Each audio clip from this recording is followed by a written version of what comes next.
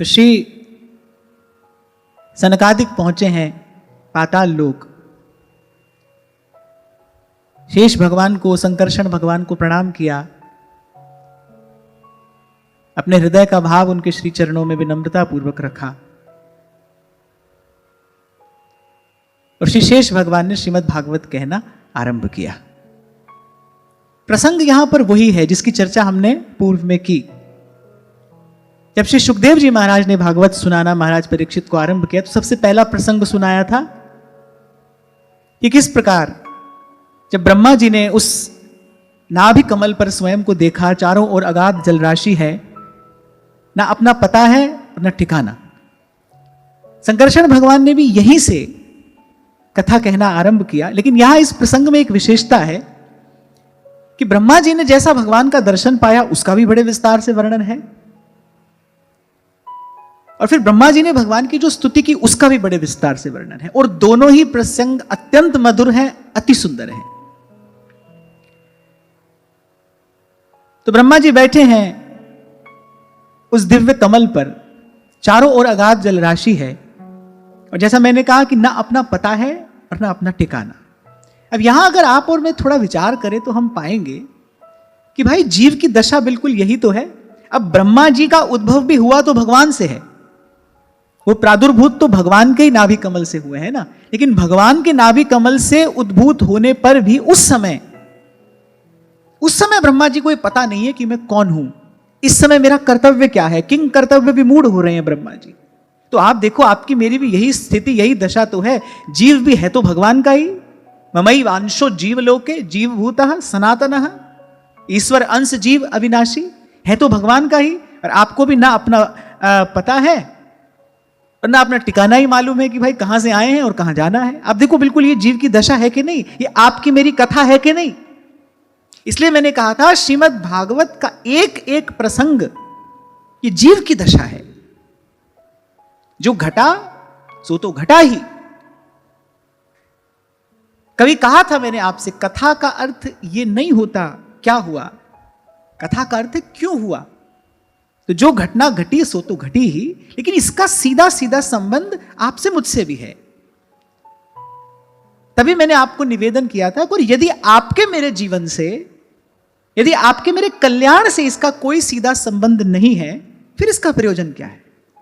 नहीं, इसका सीधा संबंध है। एक एक कथा थोड़ा सा आप चिंतन करेंगे, उसके अर्थ का विचार करेंगे, गुरुजनों की कृपा होगी तो समझ में आ जाएगा, नहीं भाई ये मेरी ही जीवन गाथा है, ये जीव की ही दशा का वर्णन इस प्रकार से किया गया है। तो आप देखो, ब्रह्मा जी भगवान से उत्पन्न हुए, लेकिन कुछ सोच नहीं रहा, मैं कौन हूं, क्या करना है, कहां जाना है, कुछ नहीं सोच रहा। ऐसे ही हम भी भगवान से उत्पन्न है भाई, भगवान का ही अंश है, लेकिन हमको भी पता नहीं कि भाई कौन है हम। आज तक अपने आप को स्त्री समझा, पुरुष समझा, माता पिता बंधु बांधव यही सब तो समझते रहे, अपना वास्तविक पता आज तक पाया नहीं। और ना ये पता है भाई हमारा ठिकाना क्या है। तभी तो यहां घर बनाते डोलते हैं, क्योंकि जीव को अपना ठिकाना पता ही नहीं है, ना अपना पता मालूम है ना अपना ठिकाना। फिर क्या हुआ, फिर कान में स्वर पड़ा, गुरु का शब्द कान में पड़ा, तब ब्रह्मा जी ने तप करना आरंभ किया। तप किया तो भगवान का दर्शन हुआ। और देखो, जीव की दशा भी यही है, आपके मेरे जीवन में भी ऐसा ही घटा। हम भी ऐसे भ्रम भूल में भटक रहे थे, ऐसे गुरु का शब्द कान में पड़ा, सबसे पहले संत का शब्द कान में पड़ा, थोड़ी चेतना उस ओर खिंची, सत्संग मिला, सत्संग करते करते थोड़ा मन शुद्ध हुआ, बुद्धि शुद्ध हुई, प्रभु से मिलने की इच्छा जगी। और मैं तो सदा ही कहता हूं, गोविंद से मिलने की इच्छा ही गुरु से मिलाती है। गोविंद से गुरु मिलाता है, और गोविंद से मिलने की जो इच्छा है वो गुरु से मिलाती है, और गोविंद से मिलने की इच्छा प्रथम भगति संतन करि संगा, दूजी रति मम कथा, दूजी रति मम कथा प्रसंगा। तो ब्रह्मा जी ने तप किया, कठोर तप किया, सहस्र वर्ष पर्यंत तप किया, भगवान का दर्शन हुआ।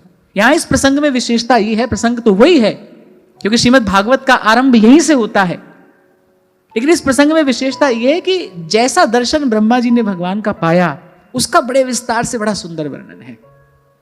और ऐसा मैंने महापुरुषों के मुख से सुना है कि भगवान के ऐसे रूप ध्यान से मन तत्काल निर्मल हो जाता है, बुद्धि शुद्ध हो जाती है, भजन के योग्य हो जाती है। इसलिए बड़े विस्तार से यहां इसका गान किया गया है। तो आप और मैं भी ऐसे एक एक श्लोक गाते, उसका थोड़ा अर्थ विचारते, और अर्थ विचार करते करते ऐसे ही श्री हरि के रूप का ध्यान करते हुए ही आगे बढ़ेंगे। मृणाल गौरायत शेष भोग परयंक एकं पुरुषं शयानम फणात पत्रायुत मूर्ध रत्न द्युविर्हतद्भान्त युगान्त तो। ब्रह्मा जी पर भगवान की कृपा हुई और ब्रह्मा जी सामने कैसा दिव्य दृश्य देख रहे हैं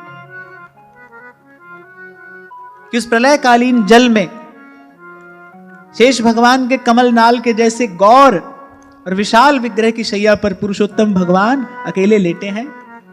शेष जी के 10,000 फण छत्र के समान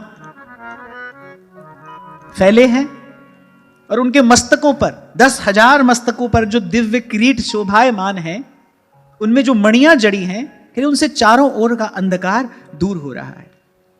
यहां एक बात मैं अपनी ओर से अपना एक अनुभव आपसे कहना चाहता हूं कि जब पहली बार मैंने ये प्रसंग पढ़ा था, जब पहली बार इस प्रसंग का थोड़ा चिंतन किया था, तो कुछ घड़ियां मन स्थिर हो गया था भगवान के इस रूप में। श्रीमद् भागवत की कृपा मैं समझता हूं। मैंने तो पहले भी आपसे कहा कि मेरी आध्यात्मिक उन्नति में सर्वाधिक अनुग्रह अगर किसी का है तो वो श्रीमद् भागवत जी का ही है। और उसमें भी जब ये प्रसंग मैंने पहली बार पढ़ा था, जब इसका चिंतन किया था, तो ऐसे जैसे रम जाता है ना मन भगवान के रूप में। यद्यपि हमारा इष्ट स्वरूप तो निकस कुंज ठाड़े भय भुजा परस्पर अंश राधा वल्लभ मुख कमल निरख नयन हरिवंश। और हमको तो अनेक वर्षों से उसी स्वरूप के दर्शन का और चिंतन का अभ्यास है। पर जाने ये अद्भुत सी घटना घटी थी कि जब ये प्रसंग पहली बार पढ़ा था, मुझे बहुत अच्छे से स्मरण है, तब कुछ घड़ियां तो ऐसी थी जब बिल्कुल मन स्थिर हो गया था भगवान के इस दिव्य स्वरूप में। इसीलिए मेरे मन में इच्छा हुई कि भाई आपके साथ मिलकर बैठकर एक बार फिर से सविस्तार इस प्रसंग का चिंतन भी करना चाहिए और इस प्रकार भगवान के स्वरूप का ध्यान भी करना चाहिए। श्रीमन्नारायण नारायण श्रीमन्नारायण नारायण नारायण। करिए पुरुषोत्तम भगवान अकेले लेटे हैं शेष शैया पर, और भगवान शेष के वो 10,000 मस्तक और उन पर विराजमान दिव्य किरीट और उनमें जो दिव्याति दिव्य मणियां हैं, उनके प्रकाश से चारों ओर का जो अंधकार है वो दूर हो गया है। ओम नमो भगवते वासुदेवाय। ओम नमो भगवते वासुदेवाय। मैं सदा आपसे कहता हूं भाई, जो शब्द जहां से आता है वो वहीं तक ले जाने की सामर्थ्य रखता है। ये समाधि की भाषा है, समाधि तक ले जा सकती है। ये समाधि की भाषा है, समाधि तक ले जा सकती है। कल भी आपसे मैं कह रहा था, व्यास जी कहते हैं हमारा बिगड़ा मन अगर किसी ने सुधारा है, करे संतों ने श्रीमद् भागवत सुनाकर सुधारा है। शुक मुख वचन रचन कह कोटिक बिगड़े व्यास सुधारे। और मेरी निष्ठा इसलिए भी है क्योंकि मैं सेवक वाणी को गुरु आज्ञा मानता हूं। मेरा भाव सेवक वाणी के प्रति ऐसा है कि किसी भी हितोपासक के लिए वो गुरु आज्ञा है। और सेवक जी सबसे पहली आज्ञा यही देते हैं, प्रथम जो शुक मुख वचन सुनावहु। क्योंकि भाई निकुंज की भाव भावना के लिए, श्री प्रिया जी के चरण कमलों के भजन ध्यान सेवन के लिए जैसा हृदय चाहिए, वो श्रीमद् भागवत के ही चिंतन की कृपा से प्रसाद से प्राप्त हो सकता है। इसलिए बहुत विचार करके अति अनन्य हित जी की उपासना है, हमारे महाप्रभु जी की उपासना अति अनन्य उपासना है। तभी श्री नाभाजी महाराज ने महाप्रभु का चरित्र कहते हुए कहा, फिर अति सुदृढ़ उपासी राधा चरण प्रधान हृदय अति सुदृढ़ उपासी, अति अनन्य ये भावना है। पर इस भावना के योग्य अपने मन को कैसे बनाया जा सकता है? सेवक जी कहते प्रथम जो शुकमुख वचन सुनावो। जब श्रीमद् भागवत जी का चिंतन हमने आरंभ किया था तब मैंने आपसे कहा था श्रीमद् भागवत की महामहिमा यही है कि सब ओर से आपके मन को समेट कर श्री कृष्ण के चरणों में समर्पित करा देगी। बुद्धि सब संशयों से मुक्त हो जाएगी। तत्व का निरूपण करने वाली श्रीमद् भागवत है। और मैं फिर कहता हुआ आगे चल रहा हूं, ये समाधि की भाषा है, समाधि तक ले जा सकती है। तो जैसे जैसे मैं कहता जाऊं, प्रयास तो यही करना कि यह प्रसंग आंख बंद करके सुनना, श्रवण करना, और जैसा जैसा आप श्रवण करो अपने मन मानस में उसी स्वरूप का ध्यान करने का भी प्रयास करना। तो ऐसे लेटे हैं भगवान, और शेष भगवान के मस्तक पर विराजमान वो किरीट और उसमें जड़ी वो दिव्य मणियां, चारों ओर का अंधकार दूर हो रहा है। ब्रह्मा जी का रोम रोम पुलकित हो गया जैसे इस छवि का सन्मुख दर्शन किया। ओम नमो भगवते वासुदेवाय, ओम नमो भगवते वासुदेवाय। प्रेक्षां क्षिपन्तं हरितोपलाद्रे संध्याभ्रनीवेरुरूपमूर्ध्नः। कह रहे भगवान अपने श्याम शरीर की आभा से कह रहे मरकतमणि के पर्वत की शोभा का भी तिरस्कार कर रहे हैं। मरकतमणि अर्थात इंद्रनीलमणि। अरे मान लो कोई उसका पर्वत हो और भगवान के श्री विग्रह की वो आभा कैसी है, अरे मान लो नीलमणि के किसी पर्वत की आभा का भी तिरस्कार करती हो, उसको भी लज्जित करती हो। यहां पर आकर कहने वाले के पास सब उपमाओं का अभाव हो जाता है, और ब्रह्मा जी ऐसे स्वरूप का सामने खड़े होकर दर्शन कर रहे हैं। ओम नमो भगवते वासुदेवाय, ओम नमो भगवते वासुदेवाय। आयावतो विस्तरतः स्वमान देहेन लोकत्रय संग्रहेण विचित्र दिव्याभरणांशुकानां कृतश्रियापाश्रित वेशदेह। और कह रहे भगवान का श्री विग्रह कितना विशाल है। कह रहे भगवान ने अपने श्री विग्रह में ही मानो त्रिलोकी का संग्रह कर लिया है। इतना विशाल भगवान का श्री विग्रह है, और कैसे कैसे अद्भुत, कैसे विचित्र, कैसे दिव्याति दिव्य वस्त्राभूषण भगवान के उस श्री विग्रह पर शोभायमान है। पहले भी कभी आपसे मैंने निवेदन किया था, जो भगवान का श्रृंगार है ना, उसका ध्यान अपने मन के विकारों को दूर करता है। भगवान के श्रृंगार का ध्यान करने से भक्त के हृदय के विकार दूर होते हैं। इसीलिए हमारे यहां रूप ध्यान की बड़ी महिमा है। और श्रीमद् भागवत में आपको पदे पदे ये प्रसाद मिलेगा। बार बार भगवान का नाम, भगवान का रूप और भगवान की लीला। इसी का तो आद्योपांत यश गाया गया है श्रीमद् भागवत में। भगवान का नाम है, भगवान का रूप है और भगवान की लीला है। हाँ, कल जैसे विदुर जी ने कहा था ना मैत्रेय महामुनि से, आप कृपा करिए, क्योंकि अपने आप तो हृदय में ज्ञान भक्ति और वैराग्य का उदय हो नहीं सकता, आप कृपा करिए। ऐसे ही हमारी मैली कुचैली बुद्धि ना तो भगवान के नाम की महिमा समझ सकती है और ना ही भगवान के रूप के निकट हम अपनी भावना से जा सकते हैं। पर यहाँ महापुरुष बैठे परस्पर वार्ता कर रहे हैं। हम तो यही कहेंगे, आप ये ना समझना आप यहां पर आकर बैठे हो। हम सब बैठे हैं कहां? जहां शेष भगवान सनकादिक को कथा सुना रहे हैं, जहां मैत्रेय मुनि विदुर जी को कथा सुना रहे हैं, जहां महाराज परीक्षित को श्री सुखदेव भगवान कथा सुना रहे हैं, हम तो उनके पास बैठे हैं, हम सुन रहे हैं।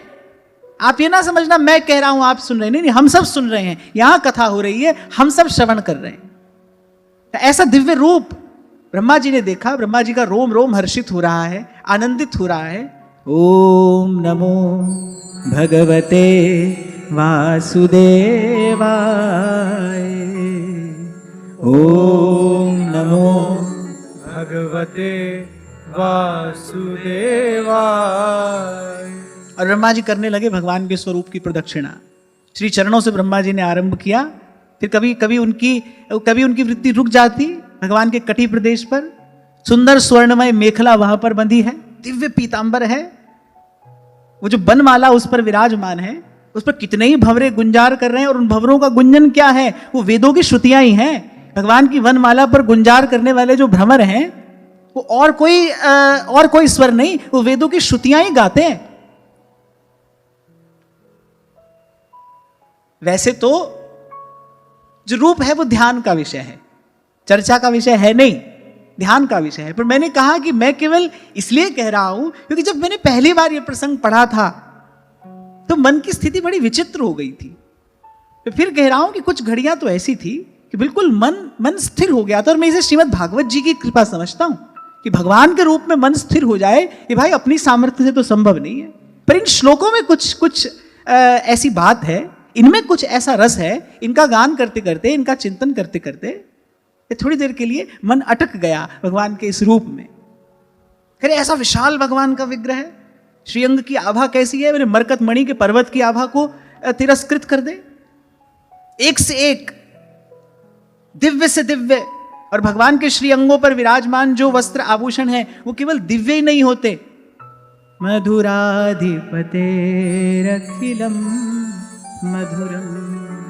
जो भगवान के स्वरूप का जो प्रकाश है, एक प्रकाश होता है जिससे आंख चौंधिया जाती है। बहुत तीव्र प्रकाश यदि कहीं हो तो आप उसकी ओर देख नहीं सकते ना, आंख चौंधिया जाती है। लेकिन भगवान के श्रीअंगों से चिटकने वाली जो कांति है, वो जो आभा है, वो जो प्रकाश है, उससे आंख चौंधियाती नहीं।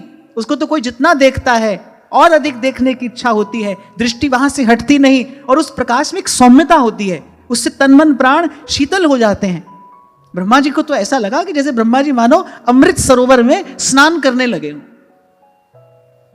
नारायणम निराकारम, नारायणम निराकारम, नरवीरम नरोत्तमम, नरसिंहम नागनाथम च।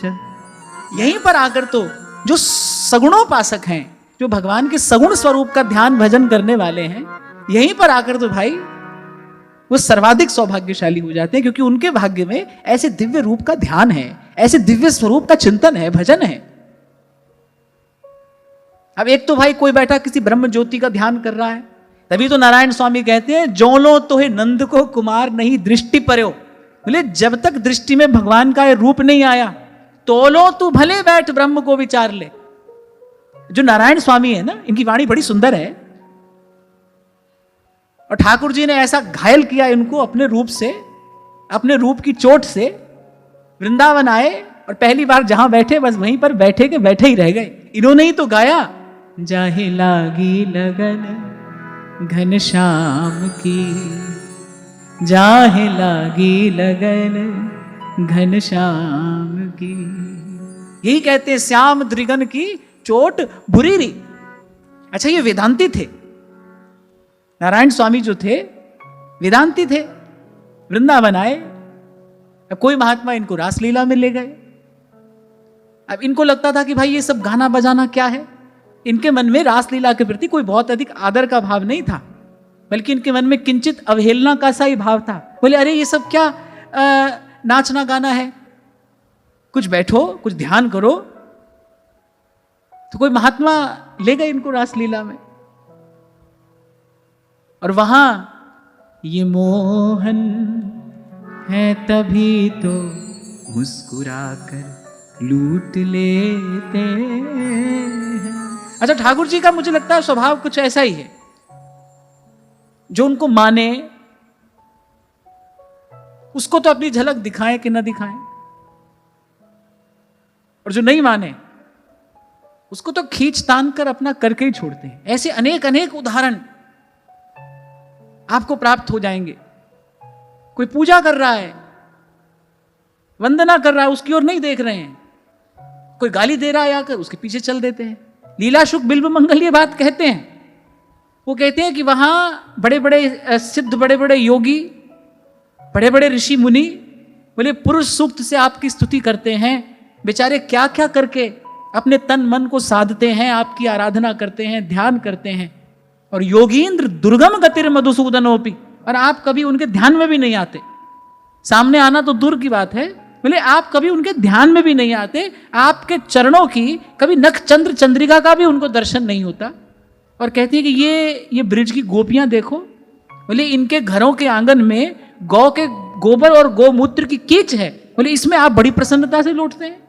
ये दिन रात आपको गाली देती हैं, अपने इशारे पर आपको नचाती हैं, आपको छलिया कपटी जाने क्या क्या कहती हैं, लेकिन इनके पीछे पीछे आप डोलते हो। ना जाने कौन सी बात पे दयानिधि रीझ जाते हैं। अब वो तो अवहेलना का भाव लेकर आए थे, ये सब क्या नाचना गाना है, हमको नहीं जाना। प्रसाद के जो महात्मा थे उन्होंने हट किया, बोले नहीं आप हमारे साथ में चलिए, और वहां दिखा दिया ठाकुर जी ने कोई ऐसा कौतुक। हाँ, पर मैं इतना अवश्य कहूंगा, नारायण स्वामी के हृदय में कुछ तो होगा, ठाकुर जी को हृदय तो प्रिय लगा होगा, और बलात् अपना कर लिया। यही बात तो मधुसूदन सरस्वती पाद कहते हैं कि अद्वैत वीथि पथिकई रूपास्या स्वराज्य सिंहासन लब्ध दीक्षा। बोले बस यहां आ गए, और यहां आए तो क्या हुआ, शठेन केनापि वयं हठेन दासी कृता गोप वधु बिटेन। बोले इस शठ ने, इस लंपट ने हमारे चित्त वित्त का हरण करके, सीधे शब्दों में कहूं तो बोले इसने हमको लूट लिया, हमारे चित्त वित्त का हरण करके, और बोले हमको अपने चरणों की बिना मोल की दासी बनाकर छोड़ दिया। अच्छा ये काम और करते हैं, पहले अपना बनाते हैं, पहले अपना बनाते हैं, पहले उसको कहीं का नहीं छोड़ते। तभी तो ब्रज के संत कहते हैं जिस पर तुम हो रीझते क्या देते हो, बोले क्या देते यदुवीर, बोले रोना धोना सिसकना और आहों की जागीर। पहले किसी को अपना करेंगे, पहले सब ओर से मुक्त करा के, सबसे उसका संबंध तुड़ाकर छुड़ाकर उसको अपना करेंगे, और फिर उसको रोता बिलखता छोड़कर छिप जाएंगे।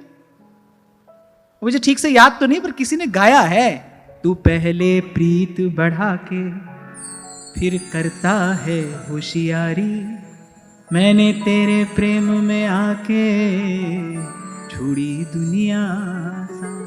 खैर ये तो विनोद की बात है, ऐसा तो कोई बड़भागी होता है जिसको ये प्रसाद मिलता है। हाँ, पर ठाकुर जी का स्वभाव ऐसा है, इनका स्वभाव ऐसा है।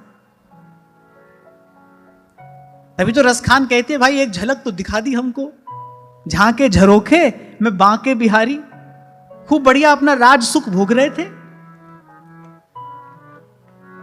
रसखान शाही परिवार से थे ना, खूब बढ़िया राज सुख भोग रहे थे, एक झलक दिखा दी ठाकुर जी ने। अब बेचारे बावरे हो गए, और फिर जो बिरहा की जो आंच लगी तन में, और वो जाए परी जमुना जल में, कि जमुना जल सबरो सूख गयो, वो जाए परी धरती तल में, तहां रेत फटी पाताल गई, तहां शेष जरो धरती तल में, और या बिरहा की तब आंच मिटे। अब तो एक ही बात चाहिए भाई, जब आए के शाम लगे गल में, प्रभु हृदय से लगे, तभी मेरे हृदय का ये ताप ठंडा हो, तभी मेरे मन प्राण शीतल हो। तो कोई बड़भागी होता है भाई जिसको प्रभु बलात् हठात अपना कर लेते हैं। पर कहने की बात यह है, ऐसी घटना भी घटती है, ऐसी घटना भी घटती है। तो मैं तो ये कह रहा था भाई, वो सगुणोपासक धन्य हैं जिनके हिस्से भगवान के इस दिव्य रूप का ध्यान आया है। हम तो उनको भी प्रणाम करते हैं, ब्रह्मानंदैकवादाः, जो ब्रह्मानंदवादी हैं और किसी ब्रह्मानंद में डूबे रहते हैं, हम तो भाई उनको भी प्रणाम करते हैं, वो भी आदरणीय है। पर भाई पक्षपात तो हम इन्हीं का करेंगे जिनके हिस्से ये रूप का ध्यान आया है, वो बड़भागी है। जिनको इस रूप की लगन लगी है वो बड़भागी है। महाप्रभु कहते हैं सुधानिधि में, कैशोराद्भुत माधुरी भर धुरीणांगच्छविम राधिकाम प्रेमोल्लास भराधिकांग निर्वधि ध्यायन्ति ये तद्धिय। बोले जो ऐसे रूप के ध्यान में मगन है ना, बोले वो किसी को नहीं छोड़ते, सब उन्हीं को छोड़ चले जाते हैं। क्यों? क्योंकि वो किसी के काम के रहते ही नहीं, वो ना धर्म के काम के रहते ना कर्म के काम के रहते। तभी तो भगवत रसिक देव कहते हैं, परमारथ व्यवहार बनो के ना बनो, अंजन है मम नैन सदा भगवत सनो, देहु दया कर दान न बिसरूं केली को, भगवत बलित तमाल बिलो कुबे। भजन का अंतिम फल है ये भजन का अंतिम फल है। भगवान के रूप में मन का स्थिर नहीं, भगवान के रूप में मन का विलीन हो जाना। मन मिल जाता है यहां, भगवान के रूप में आकर मिल जाता है मन, भगवान के इस रूप में मन का विलीन हो जाना। देखो जितना सब झंझट है मन के ही साथ तो है, जितना सब झंझट है वो मन के ही साथ तो है। जब भगवान किसी के मन को स्वीकार कर लेते हैं तो ऐसे ऐसे मन मिटता नहीं, पर मन मिल जाता है, मन मिल जाता है भगवान के इस रूप सुधा सिंधु में मिल जाता है। तभी भोली सखी वृंदावन की किसी कुंज में बैठी गाती है, हम रूप सुधा रसवारे कोई का जाने बेचारे, हम रूप सुधा रसवारे कोई का जाने बेचारे, पड़े रहत अलमस्त एक रस, पड़े रहत अलमस्त एक रस। अच्छा, कभी पहले भी शायद इस प्रसंग पर हमने चर्चा की थी। सब लक्ष्मियों में जो श्रेष्ठ लक्ष्मी है वो भगवान की श्रीअंग लक्ष्मी है, जो भगवान के स्वरूप का जो सौंदर्य है। इसलिए मैंने कहा इससे परे ना कोई भजन है ना कोई सुख है, ये भजन का सार है, भजन का अंतिम फल है कि भगवान के ऐसे रूप में मन विलीन हो जाए, रूप रह जाए मन ना रहे। भगवान के ऐसे इस रूप में मन ऐसा विलीन हो जाए कि लाली मेरे लाल की जित देखो तित लाल, गोपी में गोपी रही नहीं, जित देखो तित श्याममयी है। उद्धव जी ने आकर यही तो आश्चर्य देखा। उद्धव जी ब्रह्म ज्ञान देने आए थे, पर गोपियों के पास श्री कृष्ण के उस दिव्याति दिव्य मधुराति मधुर स्वरूप की ऐसी संपत्ति है, ऐसी समृद्ध है गोपियां। तभी तो कहा यहां रोम रोम श्याम है, श्याम तन श्याम धन, कह श्याम ही हमारो मन। इसलिए मैंने कहा मन मिटता नहीं, मन मिल जाता है प्रभु के रूप में। श्याम ही हमारो मन, अब आठों जाम उधो श्याम ही सो काम है।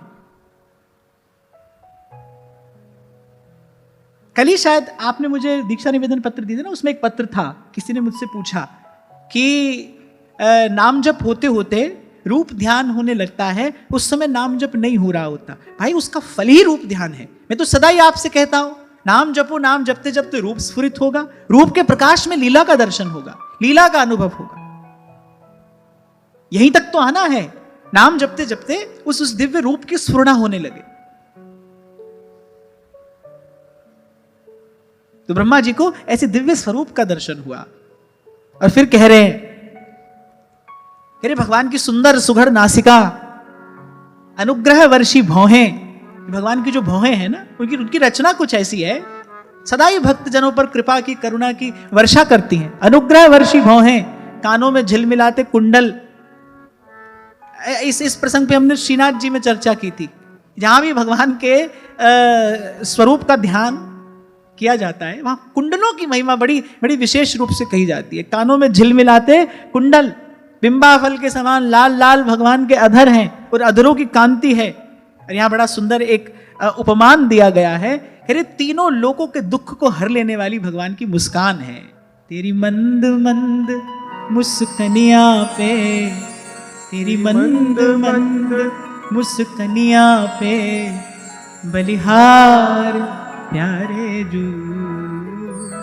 बलिहार प्यारे जू। आप देखो शेष की शैया पर पुरुषोत्तम भगवान अकेले लेटे हैं, अर्धनिमीलित नेत्र हैं, मुख पर मंद मंद मुस्कान है, सुंदर सुघड़ नासिका है, कानों में झिलमिलाते कुंडल हैं। और जिस शेष शैया पर भगवान लेटे हैं उस शेष जी के 10,000 मस्तक, और उन 10,000 मस्तकों पर दिव्य किरीट, उनके प्रकाश से चारों ओर का अंधकार दूर हो रहा है। किसी अद्भुत आनंद की वहां वर्षा हो रही है। भगवान के हृदय प्रदेश पर वो सुंदर बनमाला जो चरणों का चुंबन करती हुई डोल रही है, और उस पर जो भ्रमर गुंजार कर रहे हैं वो वेदों की श्रुतियों का ही गान कर रहे हैं। और यहां कह रहे हैं कि तीनों लोगों के दुख को हर ले, ऐसी भगवान की मुस्कान है। जब रूप का ध्यान हमने उससे पहले कभी चर्चा की थी, इस विषय पर हम चर्चा कुछ कर रहे थे, तो मैंने कहा था कभी मन बहुत चंचल होता हो तो बस किसी प्रकार थोड़ी देर ऐसी भगवान की मुख की मुस्कान का ध्यान करना चाहिए, क्योंकि भगवान की जो मुस्कान है अनुभवी जन कहते हैं कि भगवान की माया तीनों लोगों को मोहित करती है, और भगवान की मुस्कान भगवान की माया को भी मोहित करने वाली है। माया जन्य जितने विकार हैं वो भगवान की मुस्कान का ध्यान करने से दूर होते हैं। आप हमारे राधा वल्लभ लाल का दर्शन करो, कैसी मंद मंद उनकी मुस्कान है, कैसी मीठी, कैसी मधुर, कैसी मंद मंद उनकी मुस्कान है। मैं कहता हूं मन में कितना ही दुख क्यों ना हो, एक क्षण के लिए तो सारे प्रपंच की विस्मृति हो जाती है अगर कोई जाकर श्री जी के सन्मुख खड़ा होकर श्री जी की मुस्कान का दर्शन कर ले तो। मैं बलिहार प्यारे जो,